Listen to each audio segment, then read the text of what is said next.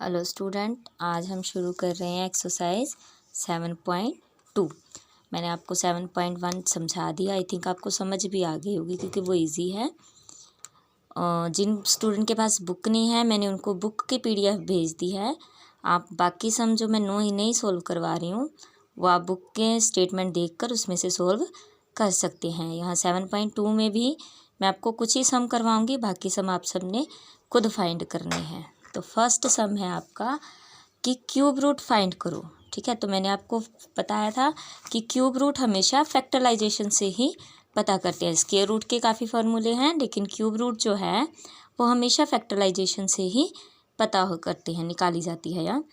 तो आपका फर्स्ट सम है 64, तो इसकी आपने क्यूब रूट फाइंड करनी है। तो आपको प्राइम फैक्टर आते हैं, तो एज इट ऐसे सबसे छोटा नंबर 2 है उससे आप इसको डिवाइड करेंगे। हर बार डिवाइड करने पर आपका जब 1 बच जाता है तब आप ख़त्म कर देते हो। उसके बाद 64 के जो फैक्टर बने हैं हमारे पास कितने टाइम 2 आया है, 1 2 3 4 5 6, तो 6 टाइम 2 हम एज इट ऐसे ही लिख देते हैं। और क्यूब रूट में पेयर कैसे बनते हैं, 3 3 के, तो मैंने 3 3 के पेयर बनाए हैं। उसके बाद इन 3 3 के पेयर को आप दोनों में से एक एक ले लोगे, जैसे यहाँ से एक पेयर से और एक यहाँ से, तो अब इन दोनों को मल्टीप्लाई कर देंगे और साइन कर देंगे। क्यूब रूट का साइन कैसे होता है, स्क्वायर के जैसे ही साइन, लेकिन यहाँ 3 लिखा जाता है।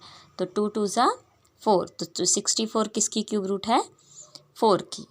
ऐसे ही एक सम है 27,000। आप चाहे तो आप इसको ऐसे ही क्यूब रूट के फाइंड कर सकते हैं, फैक्टर फाइंड कर सकते हैं, लेकिन मैंने आपको एक शॉर्टकट में भी फाइंड किया है कि आप इसके फैक्टर बना लो। ठीक है ना, जैसे ये 27,000, तो 27,000 बन गया। पहले आप सिर्फ 27 के फैक्टर फाइंड कर लो और उसके बाद 1000 के। ठीक है, तो दोनों के आप मिक्स कर दोगे। अब 27 के क्या थे, 1 2 3 बार 3, 1 2 3 3 बार क्यूब। और 1000 के कैसे बने हैं, 1 2 3 3 बार 2 और 3 बार ही 5। तो इन दोनों का आप इकट्ठे लिख दोगे, 27 के फैक्टर आपके ये बनेंगे। अब आप एक एक का पेयर ले लोगे पेयर में से, ठीक है, तो आपका आंसर आ जाएगा 30। आप ऐसे भी फाइंड कर सकते हो, ठीक है ना। अगर आप लॉन्ग मेथड में फाइंड करना चाहते हो तो आप वैसे भी फाइंड कर सकते हो, तब भी आंसर आपका 30 ही आएगा। और तकरीबन फैक्टर आपके यही बनेंगे, तब भी आपके फैक्टर यही बनेंगे। ठीक है ना। एक सम और है, वो लॉन्ग है इसलिए मैंने वो भी सोल्व कर दिया है। वो है 110592। तो इसके फैक्टर मैंने 2 से डिवाइड किया है, हर बार 2 से डिवाइड कर रही हूँ। ठीक है ना, तो ध्यान से देखते जाओ, आप अपनी नोटबुक में कंप्लीट कर लेना।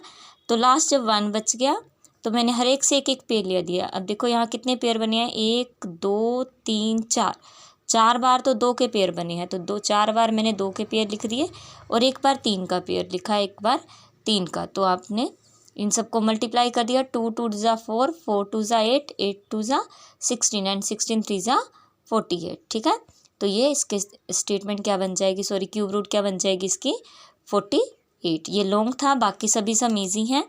ठीक है, एक आई थिंक आपको ये नंबर से भी है, आपको है कि इसकी क्यूब रूट फाइंड करो, तो इसकी भी क्यूब रूट आप यहाँ से फाइंड करते हो। एक नंबर आपका इसका है कि इसकी क्यूब रूट फाइंड करो, तो इसकी भी आप इसमें से फाइंड कर सकती हो। ठीक है ना, कई क्यूब रूट्स आपकी इसी में से फाइंड हो जाएंगी, एक या 2 सम इसमें से सोल्व हो जाएंगे।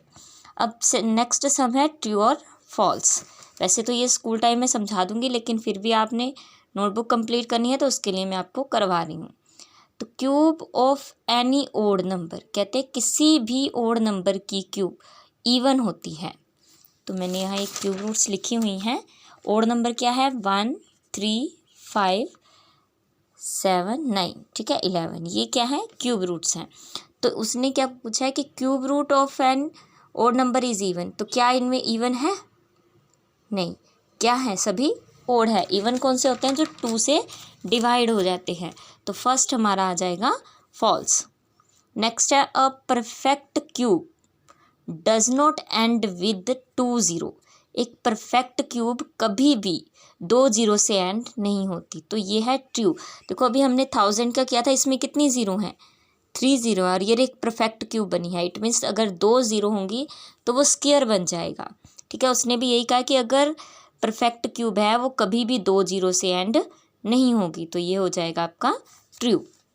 थर्ड है if square of a number and with 5, अगर किसी नंबर की स्क्वायर 5 से एंड होती है तो उसकी क्यूब 25 होगी? नहीं, क्योंकि 5 की क्या है, 5 की स्क्वायर क्या है, ये किसी नंबर की स्क्वायर है, ठीक है ना 5, तो इसकी 5 हो जाएगी, लेकिन उस नंबर की एंड 25 से नहीं होगी, तो ये हो जाएगा फॉल्स। नेक्स्ट है there is no perfect cube, कोई भी परफेक्ट क्यूब नहीं होती विच एंड 8, जो जिसका लास्ट 8 हो। तो मैंने स्क्वायर में कहा था ऐसा मेथड होता है, लेकिन क्यूब में ऐसा नहीं होता। अब देखो 2 किसके साथ एंड हो रहा है, 8, 2 की क्यूब रूट क्या है 8, तो उसने कहा है कि ऐसा कोई नंबर ही नहीं है जिसकी लास्ट डिजिट या स्क्वायर जो है 8 हो, तो ये आंसर आ जाएगा फॉल्स। आगे है the cube of 2 digit number, हमेशा 2 डिजिट नंबर की क्यूब में भी 3 डिजिट, 3 डिजिट हो सकती है, 2 डिजिट की 3 डिजिट नहीं होती है। देखो ये 2 डिजिट है, यहाँ 10 से, तो इसके कितने डिजिट आंसर आ रहा है 4 डिजिट, ये 12 है, इसकी कितनी आ रही है 4 डिजिट, तो कभी भी 2 डिजिट की जो क्यूब रूट है वो 3 डिजिट नहीं आएगी, बल्कि 3 से ज़्यादा आएगी, तो ये भी आपका फॉल्स हो गया। नेक्स्ट है the cube of 2 digit number, 2 digit number की क्यूब 7 या 7 से ज़्यादा हो सकती है, 7 नहीं ना होगी, क्योंकि हमने अभी कितनी किया, 2 डिजिट की कितनी आएगी 4 हो जाएगी या 5 हो जाएगी, लेकिन कितनी होएगी 7 या इससे ज़्यादा नहीं होगी, तो ये भी फॉल्स हो जाएगा। नेक्स्ट है the cube of single digit, एक सिंगल डिजिट की में भी सिंगल डिजिट हो सकती है। हाँ जी, हमने देखो 1 की क्यूब क्या की है 1, 2 क्या है सिंगल डिजिट है, उसकी कितनी है 8, तो ये दोनों सिंगल डिजिट की सिंगल आ सकती है ना, तो ये हो जाएगा आपका ट्रू, ठीक है। अब है इसका थर्ड सम, इस एक्सरसाइज में 3 ही सम है, तो फर्स्ट सम लॉन्ग है वो आप खुद कर लोगे, बाकी के जो मैंने PDF भेजा है वहाँ से आप स्टेटमेंट देख के।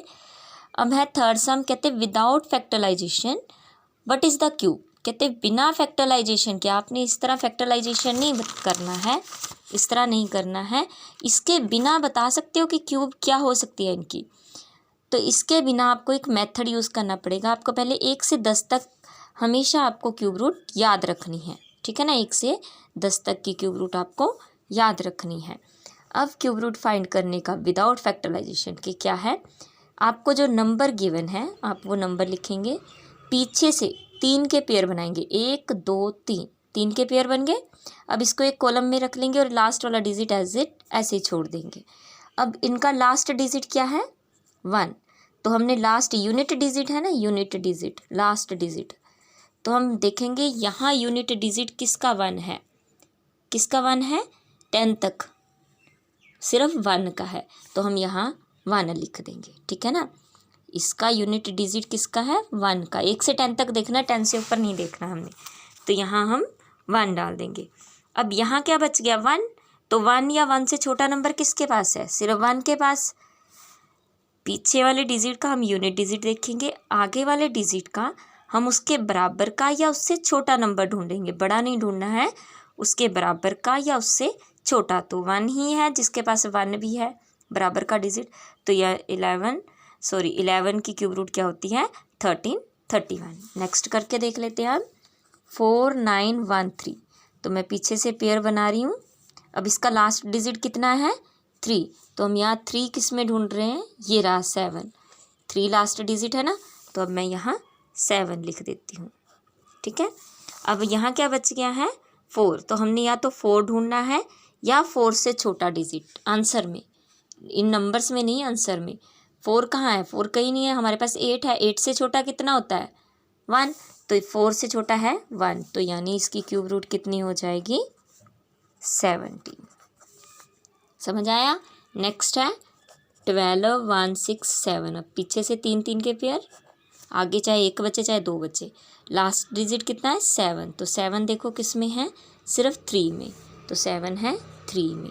अब 12 या 12 से छोटा नंबर कौन सा है 8, 8 किसकी क्यूब है 2 की, तो इसको 2, यानी 12 167 की क्यूब रूट कितनी बन गई 23। ऐसे ही आपका फोर्थ सम है 3 2 7 6 8, तो 3 3 के डिजिट बना लिए। अब 8 किसका है सिर्फ 2 का, तो यहाँ मैंने 2 लिख दिया। और 32 से छोटा डिजिट कौन सा है? 27। वो किसकी क्यूब रूट है? 3 की। तो ये आपका आंसर आ जाएगा, इसकी क्यूब रूट हो जाएगी 32। ठीक है, शायद आपको समझ आ जाए। एक बार दोबारा रिवाइंड करके आप वीडियो को देख सकते हो। तो एक हमने 2 चैप्टर ख़त्म कर दिए हैं, 6 एंड 7 चैप्टर। 2 दिन मैं रिवीजन करवाऊंगी। आप सभी अपनी नोटबुक की मेरे को पिक भेजेंगे नोटबुक कंप्लीट करने के बाद। उसके बाद नेक्स्ट जब थर्सडे आता है तो हम नेक्स्ट चैप्टर शुरू करेंगे।